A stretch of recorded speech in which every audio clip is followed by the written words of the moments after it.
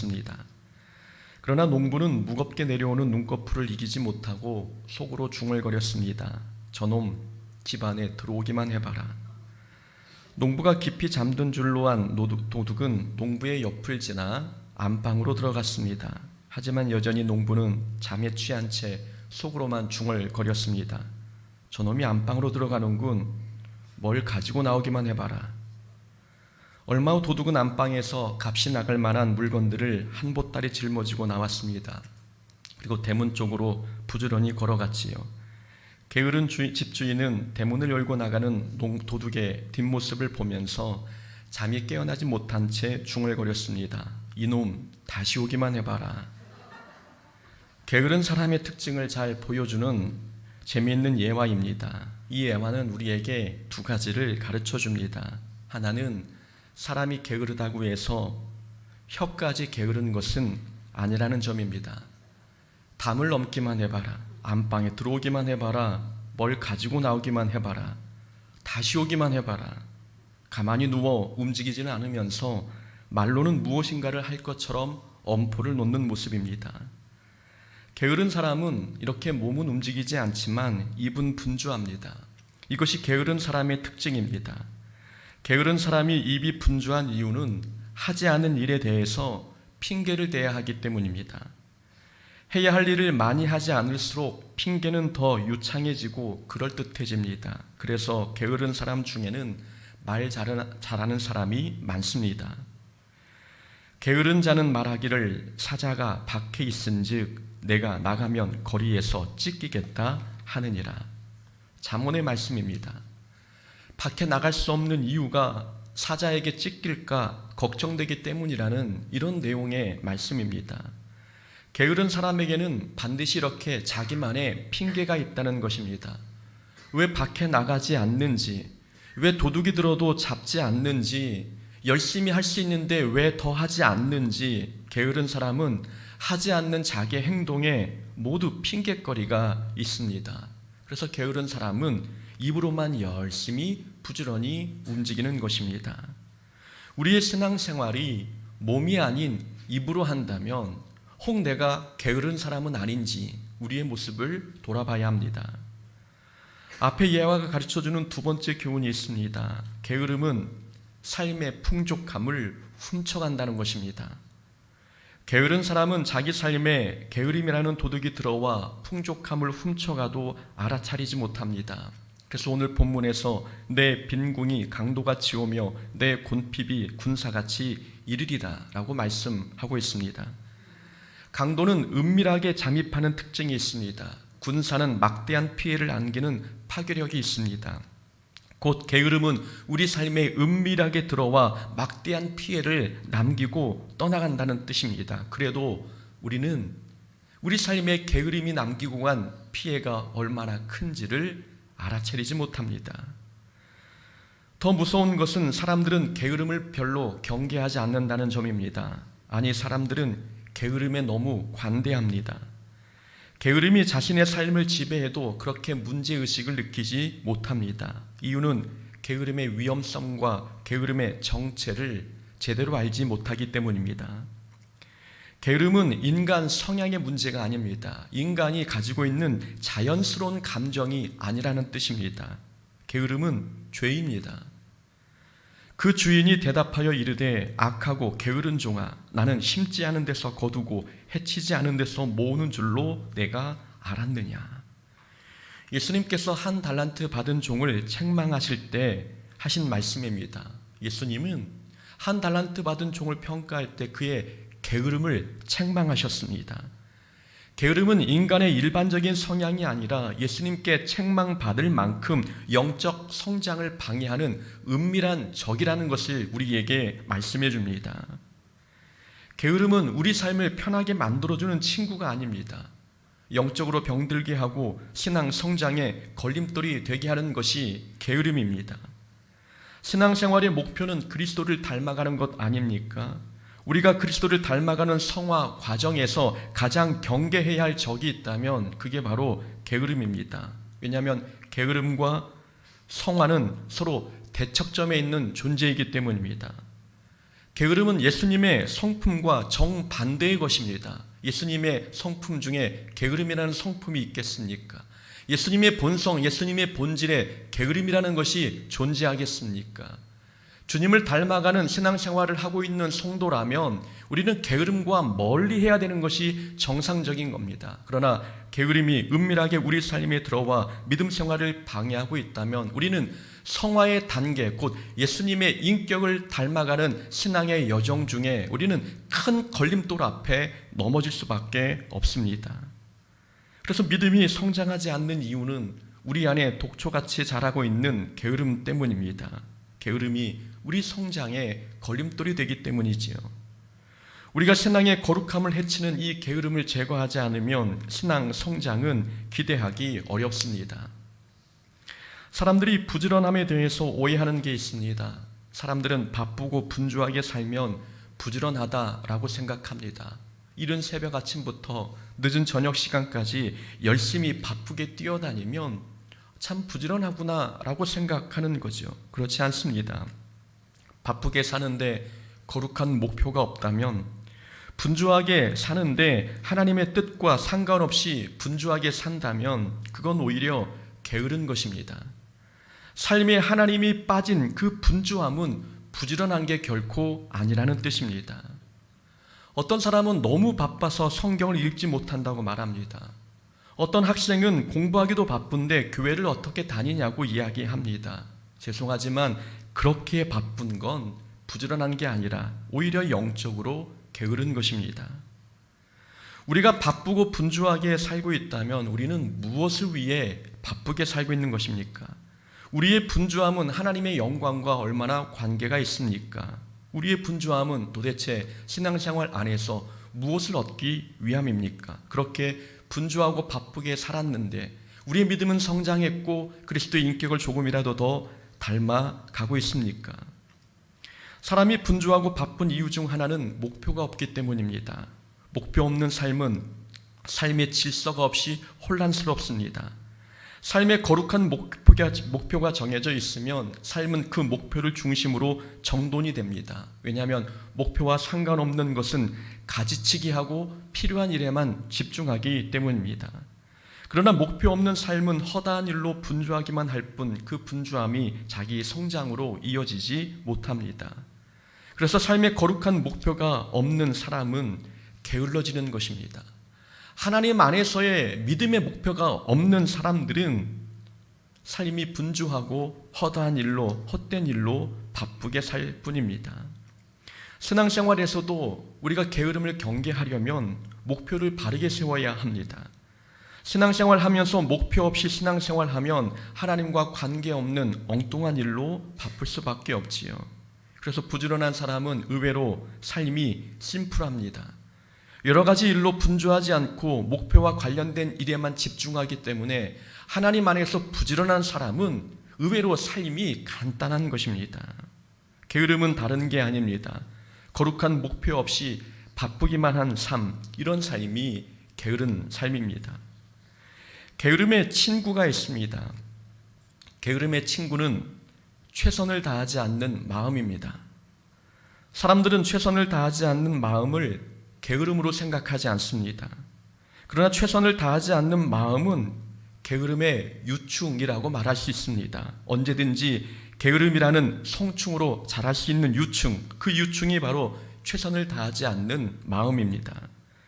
그래서 모든 게으름은 최선을 다하지 않는 마음에서 출발합니다. 그러니 최선을 다하지 않는 것을 우리는 대수롭지 않게 여기지 말아야 합니다. 최선을 다하지 않는 마음이 반복이 되면 그 마음이 그 사람의 인격이 되는 것입니다. 사람들에게 최선을 다하지 않는 이유를 물으면 대답은 간단합니다. 힘들어서 라고 이야기합니다. 하기 싫어서, 피곤해서. 우리는 더 최선을 다할 수 있는데 이런 이유들로 뭐든지 적당히 하려고 합니다. 최선을 다하라는 말은 잘하라는 말이 아닙니다. 자신의 한계점에 도달할 만큼 최선을 다해보라는 말씀입니다. 힘들다고 매사에 적당히 하면 그게 자기 실력이 되고 자기의 믿음 수준이 되는 것입니다. 거기에는 발전도 없고 은사도 개발도 없으며 성장도 이루어지지 않습니다. 저는 자녀들에게 늘 잔소리처럼 하는 이야기가 있습니다.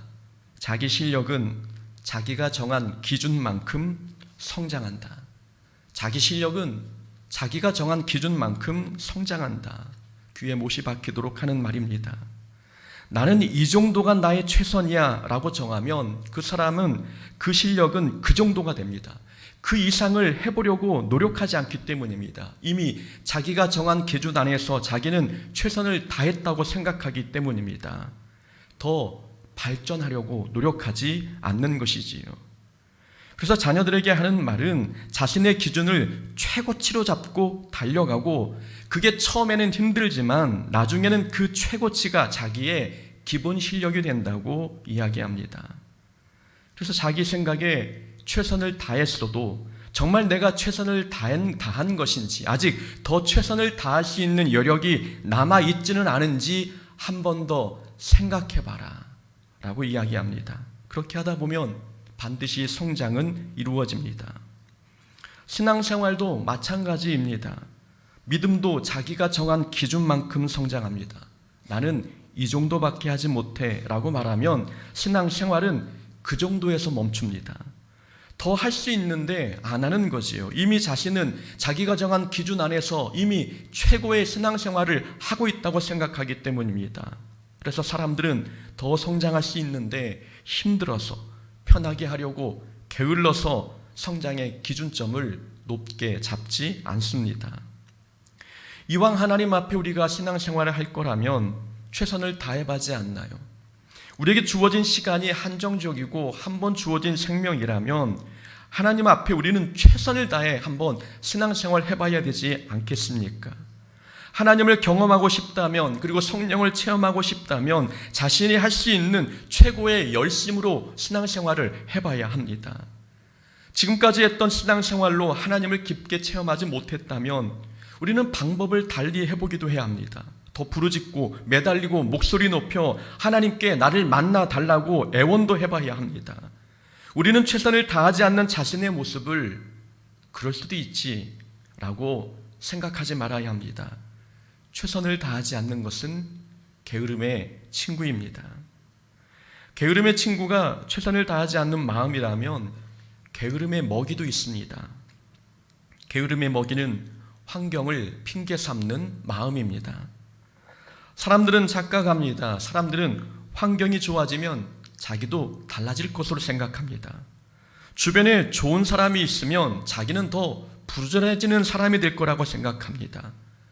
좋은 학군에 들어가면, 좋은 학원에 다니면, 좋은 친구를 만나면 나는 지금보다 더 열심히 공부하고 더 열심히 성장할 수 있어 라고 생각합니다. 착각이죠. 환경은 우리를 부지런하게 만들어주지 않습니다. 환경은 항상 인간의 편이 아닙니다. 환경은 언제나 우리가 진행하는 방향의 역방향으로 흘러옵니다. 그래서 환경은 언제나 극복의 대상이 되는 것이지 우리 편이 되어 우리에게 부지런함을 선물해 주는 게 아닙니다. 그러니 자신이 최선을 다할 수 없는 이유를 환경 탓으로 돌리지 말아야 합니다. 우리가 게으름의 탓을 환경에 돌리면, 최선을 다하지 못하는 이유를 우리가 조건과 환경 탓으로 돌리면 게으름은 그 마음을 먹고 더 강력하게 성장합니다.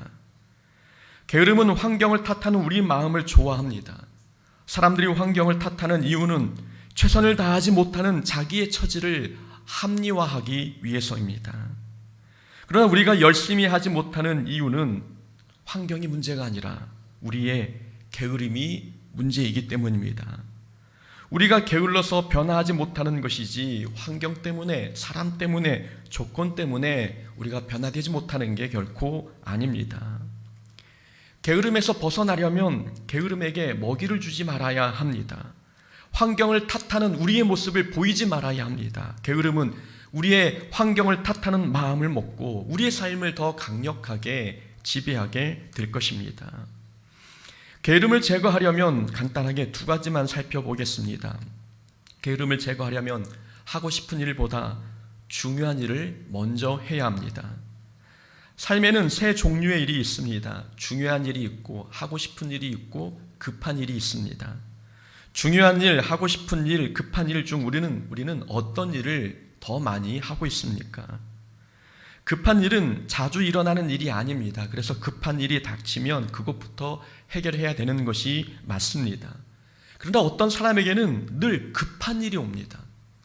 그 사람에게는 늘 급한 일 때문에 쫓겨 사는 모습을 볼 때가 있지요. 그렇게 되는 이유는 평소 하고 싶은 일만 하며 살기 때문입니다. 평소 하고 싶은 일만 하며 살면 해야 할 중요한 일은 뒤로 밀려나게 되어 있습니다. 뒤로 미뤄진 중요한 일은 나중에 우리에게 급한 일이 되어서 돌아오기 시작합니다. 그래서 늘 급한 일에 치이는 사람은 자기 삶을 돌아봐야 합니다. 내가 중요한 일을 제쳐두고 내가 하고 싶은 일, 내가 좋아하는 일만 하며 사는 것은 아닌지 자기의 삶을 꼼꼼히 살펴봐야 합니다. 저에게 중요한 일은 설교하는 일입니다. 그리고 더 중요한 일은 공부하는 일이고 독서, 묵상이 저에게는 성장에 도움이 되는 중요한 일입니다. 제가 하고 싶고 좋아하는 일은 스포츠를 즐기는 것이고 여행을 다니는 일입니다. 만약 제가 시도 때도 없이 운동하러 다니느라 묵상하지 않고 공부하지 않는다면 설교는 급한 일이 되어 나에게 찾아올 것입니다. 그러면 급한 일을 처리하느라 바쁘게 살다 보면 자기 성장을 위한 중요한 일은 하지 못하게 됩니다. 중요한 일은 하지 못하니 성장하지 못하고 성장하지 못하니 늘 급한 일에 치여 살기 시작합니다. 그러면 번아웃이 되고 사람은 게을러지기 시작하는 겁니다. 우리에게 신앙생활은 중요한 일이죠. 학생들에게도 신앙생활 중요하며 무엇보다 학생들에게 공부하는 일도 중요한 일입니다. 이 중요한 일을 제쳐두고 내가 하고 싶고 좋아하는 일만 하기 시작하면 우리는 영적으로 게을러질 수밖에 없고 우리의 신앙 성장은 멈출 수밖에 없습니다. 하나님 안에서 중요한 일이 무엇인지를 찾고 하나님이 원하시는 중요한 일들부터 우리가 해 나아가야 게으름을 물리칠 수가 있습니다. 또한 게으름을 제거하려면 은혜의 한탕주의에서 벗어나 땀 흘리는 성실함이 있어야 합니다. 한탕주의는 게으름입니다. 일하지 않고 불로소득을 얻으려고 하는 마음, 노력하지 않고 하나님의 기적을 바라는 모든 마음, 이것은 게으름입니다. 하나님께서는 우리에게 노동의 은혜를 주셨습니다. 이 노동은 아담과 하와가 죄를 지어 심판의 결과로 주어진 게 아닙니다. 아담과 하와가 죄 짓기 전부터 노동은 아담과 하와에게 주어진 일이었습니다. 아담과 하와는 에덴 동산에서 하나님께서 주신 자연을 가꾸며 살고 있었지요. 그러니까 노동이 죄의 결과가 아니라 하나님께서 함께하지 않는 노동이 죄의 결과입니다. 하나님 없이 혼자 일하는 것 얼마나 고통스럽고 즐거움이 없겠습니까? 열매도 없는 일이지요. 그러니까 이 노동은 하나님께서 우리에게 은혜로 선물로 주신 일입니다. 하나님께서 우리에게 노동을 주셨다는, 선물로 주셨다는 것은 성실하게 땀 흘려 결과를 얻으라는 뜻입니다. 하늘만 바라보고 살지 말고 내게 주어진 일을 성실하게 땀 흘려 일하라는 것입니다. 일하지 않고 한탕주의에 빠져 인생 대박 노리는 것은 하나님의 뜻이 아닙니다. 땀 흘려서 결과를 얻는 것, 이 원칙이 하나님 나라의 원칙입니다. 여기 우리 자녀들이 앉아 있습니다. 우리 자녀들에게는 꿈이 있고 비전이 있지요. 그렇다면 우리 자녀들은 자기의 꿈을 위해 땀 흘려 노력하고 있습니까? 아니면 하늘만 쳐다보고 기도만 하고 있습니까? 아니면 그냥 이렇게 살면 내 꿈이 저절로 나에게 찾아올 것으로 요행을 바라며 있지는 않습니까? 꿈을 성취하려면 반드시 땀 흘려 노력해야 하고 성실하게 한 단계씩 자기의 꿈을 향해 단계를 밟아가야 합니다. 희생과 고통 없이 단번에 원하는 것을 얻으려는 마음은 게으름입니다. 이 게으름을 제거하기 위해서는 하나님께서 내게 주신 시간 안에서 땀 흘려 성실히 충성을 다해야 합니다. 게으름은 위험한 것입니다. 게으름은 빗나간 자기 사랑입니다. 자기 자신은 힘들면 안 되니까 그래서 나를 위해 내가 좋아하는 일만 하고 편한 일만 찾습니다. 이것이 잘못된 자기 사랑에서 비롯된 것이 바로 게으름입니다. 자기를 너무 사랑해서 생겨난 일이지요. 이 또한 우상 숭배의 또 다른 모습인 것입니다. 우리는 성장하려면 이 게으름을 끊어야 합니다. 게으름을 끊지 않으면 우리 인생에도 가난이 강도같이 곤핍이 군사같이 찾아오게 됩니다. 18세기 청교도 목사인 조지 휘필드가 이렇게 고백했습니다. 나는 썩어서 죽느니 닳아서 없어지겠다. 휘필드 목사님은 하나님을 위해 닳아서 없어지겠다라는 각오로 일했습니다. 하나님을 위해 부지런히 사명을 감당하고자 하는 이 각오를 우리에게 보여준 것입니다. 우리도 썩어서 죽느니 하나님 앞에 닳아서 없어지겠다라는 마음으로 게으름을 물리치고 주어진 사명에 최선을 다해봐야 되지 않겠습니까? 올 한 해는 우리 신앙 성장을 방해하는 이 게으름을 제거하고 하나님을 위해 더 충성을 다할 수 있는 하나님의 자녀가 되어야 합니다. 그렇게 되므로 우리 믿음이 성장하는 복된 한 해 되기를 주의 이름으로 축원합니다. 아멘. 우리 이 시간 찬양